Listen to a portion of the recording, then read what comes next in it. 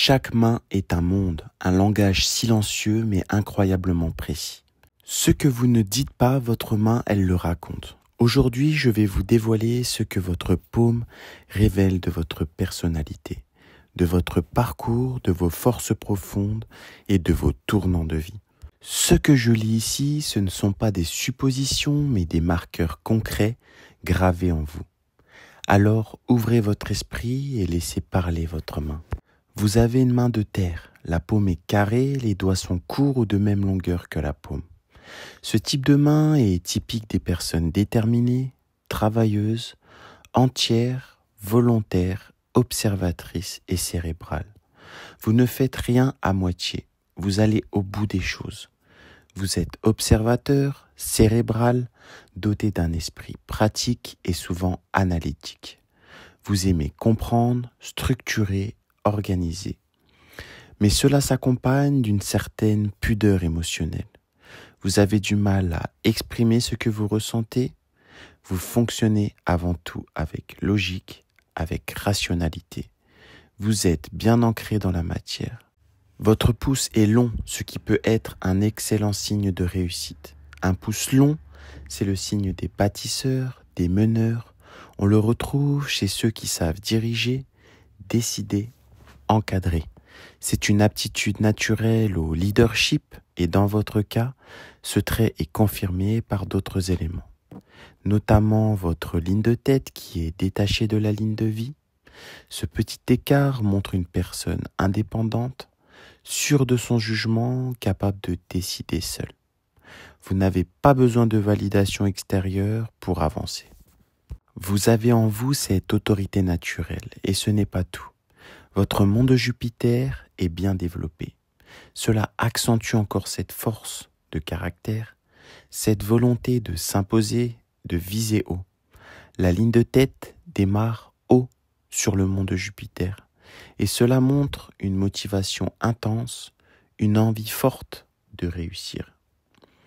Plus cette ligne part haut, plus la volonté est puissante. Chez vous, elle est claire, directe, bien posée. Votre ligne de vie est longue, ce qui annonce une existence riche marquée par des expériences importantes. Mais elle est moins marquée jusqu'à la cinquantaine. Cela montre une certaine stabilité, vous avancez sans que cela vous coûte trop d'énergie. Il y a très peu de lignes de Mars, ce qui indique que vous n'avez pas traversé un grand nombre d'épreuves majeures, mais plutôt connu un parcours stable, sans lutte excessive. Cela ne signifie pas un manque de force, mais plutôt une capacité à évoluer sans être dans la confrontation permanente. Vous avez su avancer avec une forme de calme, de maîtrise intérieure. Autour de la cinquantaine, la ligne de vie change d'angle. C'est un tournant majeur, une réorientation. La ligne devient plus intense, comme si vous trouviez une nouvelle force, un nouveau souffle. Les traits qui se dirigent vers la ligne de destinée peuvent indiquer que votre état de santé ou votre énergie vitale aura un impact sur votre mental ou sur votre travail à ce moment-là. Pas d'inquiétude, la présence de carrés sur cette zone est extrêmement protectrice. Le carré est un symbole de sécurité, il signifie que quoi qu'il se passe, vous aurez toujours les ressources pour vous relever. Votre ligne se termine sous l'arc du pouce, sous le mont de Vénus. Cela montre que vous trouverez un équilibre profond, que vous finirez par vous épanouir dans un cadre qui vous correspond, souvent relié à l'affectif ou à la nature. Votre ligne de tête, elle, est droite et longue. Cela confirme un esprit rationnel, logique, lucide. Mais elle se termine sur le mont de la Lune, ce qui est très révélateur. Vous êtes aussi imaginatif, créatif et ouvert aux autres. Elle forme même la fourche de l'écrivain, un signe classique des personnes à l'aise avec les mots, la parole, l'écriture. Vous avez un vrai talent pour formuler vos idées, une grande éloquence, une capacité à convaincre et à transmettre. Cette fourche montre aussi un esprit ouvert, souple, capable de voir les choses sous plusieurs angles. Autour de la cinquantaine, la ligne de tête change elle aussi d'angle. Cela indique un événement qui perturbe temporairement votre monde intérieur. Une crise, une remise en question, un bouleversement mental.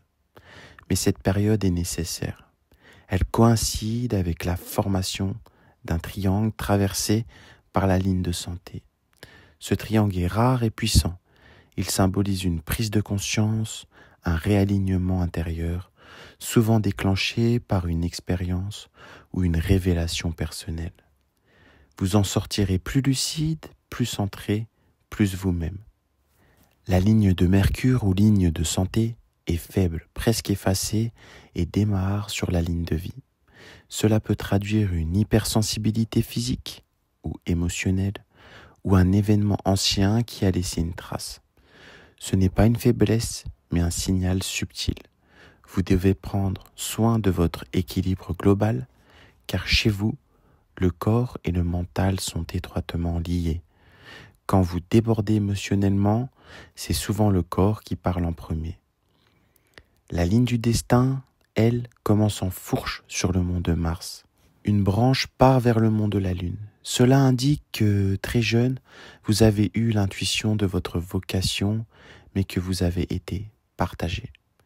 Entre une voie créative, une voie dictée par l'environnement familial, ou une voie plus originale, plus libre, parfois irrationnelle. Ce tiraillement est réel, mais il témoigne d'une profonde richesse intérieure. La ligne d'intuition traverse le mont de la Lune et forme une croix avec une ligne de voyage. Cela vous donne une intuition puissante, souvent activée lors de déplacements, de ruptures de cadre ou d'expériences à l'étranger. Vous êtes sensible à l'énergie des lieux, des personnes, et il est probable que vous captiez ce que les autres ne voient pas. Cette croix annonce aussi une expérience transformatrice liée à un voyage ou à un changement de territoire. Plus loin, la ligne du destin forme une deuxième fourche, avec un changement d'orientation très net. Cela indique un repositionnement professionnel ou personnel.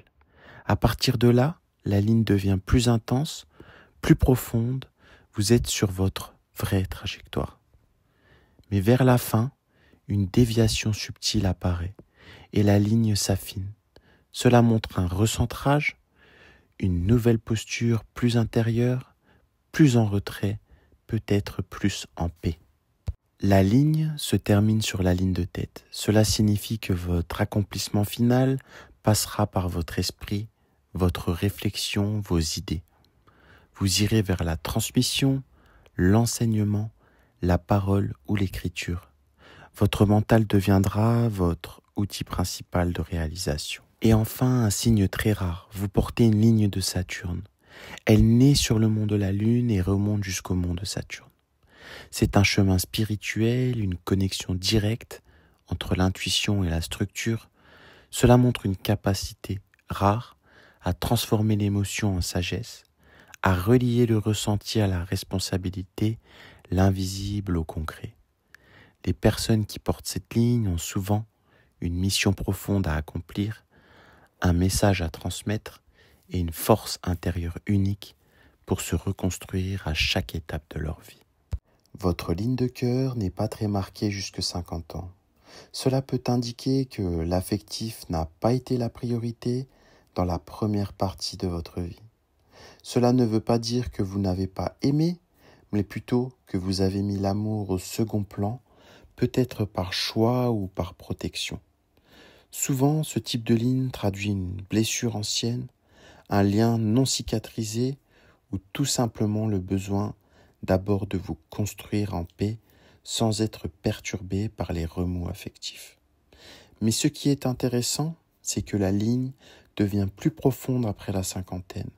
Elle se révèle et cela peut correspondre à une belle rencontre ou à l'émergence d'un lien beaucoup plus stable, plus apaisé.